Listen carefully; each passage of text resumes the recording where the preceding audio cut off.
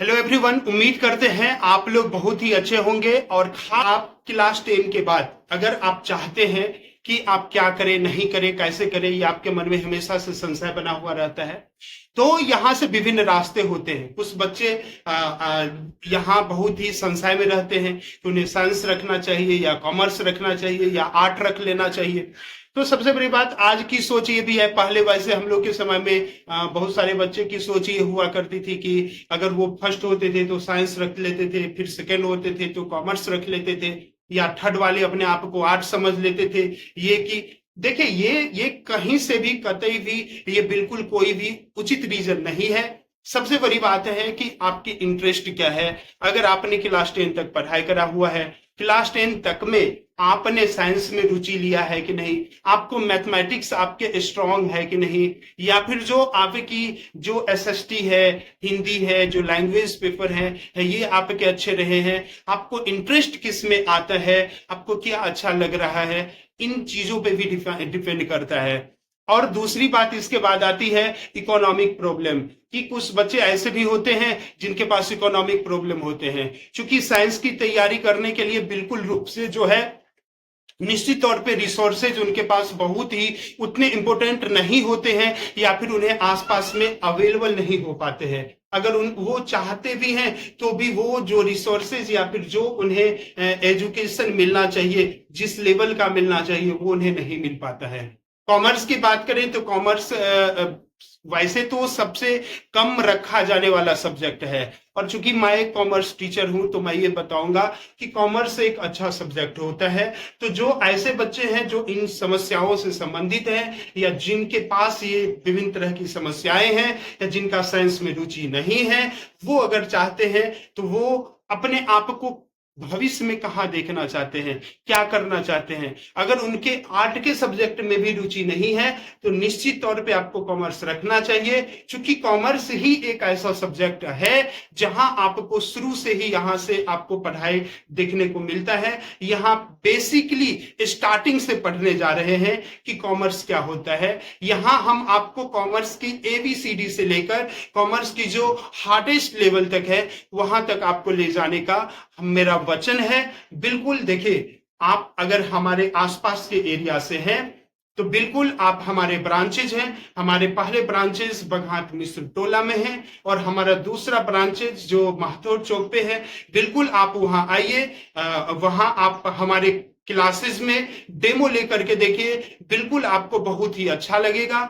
अगर आपको किसी भी तरह से डेमो क्लासेस अच्छा नहीं लगता है, हम बच्चों को दे रहे हैं कि आप 1 मंथ तक पढ़ के देख लो डेमो के रूप में। 2-3 दिन क्या हो सकता है कि हम आपको बहुत अच्छे से ट्रीट भी कर सकते हैं। लेकिन हम हमेशा कहते हैं बच्चों को, आप आइए हमारे क्लासेस पढ़िए, आप रेगुलर होके पढ़िए। जब भी आपको लगे कि मैं बिल्कुल आपको बहुत ही अच्छा ज्ञान नहीं दे रहा हूं, या फिर आप हमारे पास आकर हमसे कुछ नहीं सीख पा रहे हैं, तो बिल्कुल विदाउट फी पेमेंट किए जो है आप आराम से जा सकते हैं। देखिए, मार्केट में बहुत सी मोनोपोली हो चुकी है, आजकल एजुकेशन में भी मोनोपोली हो गया है। बिल्कुल उस पे ना जाए, और बिल्कुल आप ये मत समझे कि जहां भीड़ लगती है वही अच्छा है, वही जहां बड़े बड़े बैनर्स वगैरह लगा दिए जाते हैं, या जहां बड़े बड़े एसी, कूलर, टीवी, फ्रिज वगैरह ये सारी चीजों की जो व्यवस्था कर दी जाती है तो वो अच्छे होते हैं। बिल्कुल ऐसी बात नहीं है।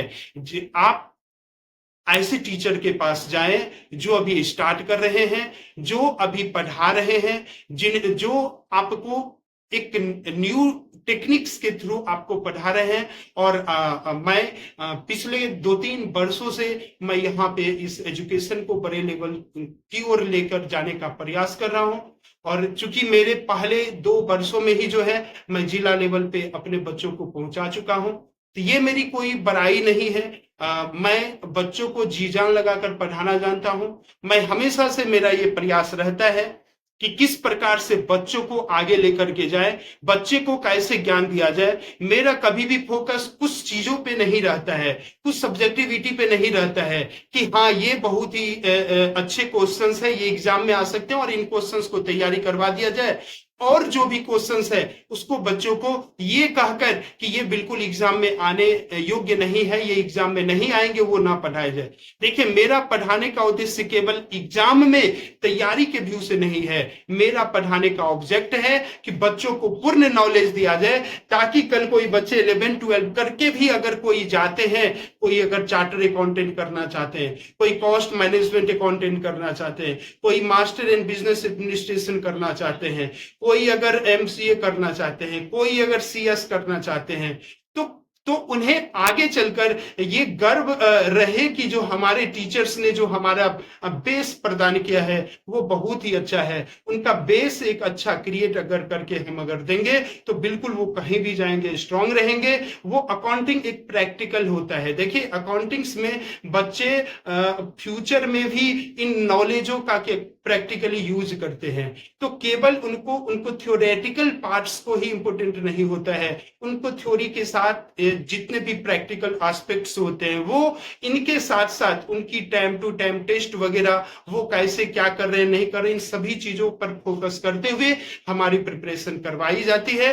हम आपको बहुत ही अपने लेवल से बेस्ट देने का प्रयास करते हैं।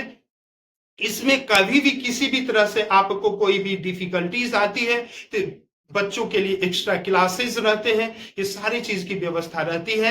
आप पहले हमारे संस्थान आए, क्लास करें, पढ़ें, उसके बाद अगर किसी भी तरह से आपको अगर सही नहीं लग रहा है तो बिल्कुल आप बेहिचक जा सकते हो, क्योंकि हमारी फी भी मंथली होती है। हम बच्चों को फंसाने का काम नहीं करते हैं, हम बच्चों से वन इंस्टॉलमेंट के रूप में नहीं पेमेंट ले लेते हैं, ताकि उसके बाद बच्चे के पास ये डिसीजन ही ना रहे लेने का कि बच्चे अब जाए तो जाए कहां, क्योंकि उसकी सारी जो फी है वो पहले ही गुरुजी ने ले चुका है। तो बिल्कुल मेरे पास पूरी तरह से फ्रीली रहती है, आप बिल्कुल कभी भी आ सकते हो और आप अपने मन से जा सकते हो। अगर आपको सही नहीं लग रहा है तो बिल्कुल आप पे कोई भी किसी भी तरह से जोर जबरदस्ती नहीं की जाती है। आज हम इसी बातों के साथ अपने वाक्यों को विराम देते हैं। बिल्कुल उम्मीद करते हैं कि आप लोग अब इस बदलते हुए युग में अपनी भावनाओं को बदलेंगे। तो वो सारी जो बातें जो चल रही है पहले से, वो नेम और फेम वाली बातें वहां नहीं, आप हमें भी मौका देंगे। आप आइए, आप पढ़ करके देखिए, आपको किसी भी तरह से अगर आपको सही नहीं लगे तो फिर आप इजीली जा सकते हैं, विदाउट फी पेमेंट की आप जा सकते हैं।